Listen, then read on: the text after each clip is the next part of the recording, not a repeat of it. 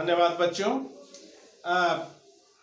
पिछले वीडियो में यानी पहले वीडियो में हमने बताया था उपसर्ग की परिभाषा और संस्कृत के उपसर्ग जो 21 उपसर्ग होते हैं उनके बारे में पूरी जानकारी दी गई थी। और अभी हम बताएंगे इसका दूसरा भाग यानी हिंदी के उपसर्ग। हिंदी के उपसर्ग हिंदी के उपसर्ग बहुत अधिक तो नहीं होते हैं। 1 2 3 4 5 6 7 8 9 10 11 12 13 ये 13 हिंदी के उपसर्ग यहाँ बताए गए हैं। जिस तरह से संस्कृत के उपसर्ग होते हैं उसी तरह से कुछ हिंदी के भी उपसर्ग होते हैं। और इन हिंदी के उपसर्गों को तद्भव उपसर्ग भी कहते हैं। अब आप पूछ सकते हैं कि ये तद्भव उपसर्ग क्यों कहते हैं।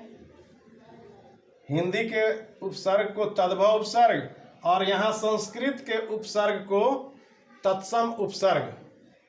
तत्सम उपसर्ग जो पहला के बताए थे उसमें तो वो तत्सम उपसर्ग था और यहाँ हिंदी का जो उपसर्ग है वो तद्भव उपसर्ग है।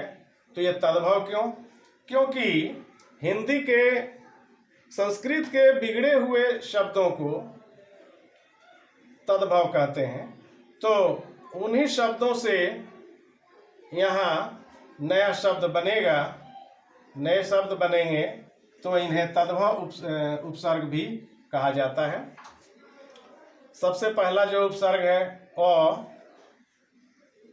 और इससे बनेगा शब्द ज्ञान।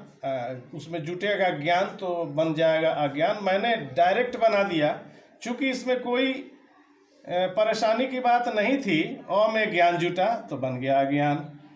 अन में ज्ञान जुटा तो बन गया अनजान। तो ये हिंदी के जो उपसर्ग होते हैं बहुत आसान होते हैं संस्कृत से, इसीलिए हमने डायरेक्ट नया शब्द बना दिया। सीधे उपसर्ग लिखा और उस पर नया शब्द बना दिया। पहले देख लीजिए ये हिंदी के उपसर्ग होते कौन हैं। अ अन औ क कु नी पर स अध दु बिन भर और चौ। ये 13 जो उपसर्ग हैं हिंदी के उपसर्ग या तद्भव उपसर्ग कहलाते हैं। तो अ से अ एक उपसर्ग है, इसमें एक पूरा शब्द जुटेगा। मैं जैसा कि मैंने पहले बताया था कि उपसर्ग में कोई नया शब्द होना चाहिए, पूरा शब्द होना चाहिए, अधूरा नहीं। अ में ज्ञान, ये ज्ञान पूरा शब्द है और बना अज्ञान। उसी तरह से अन में ज्ञान तो अनजान।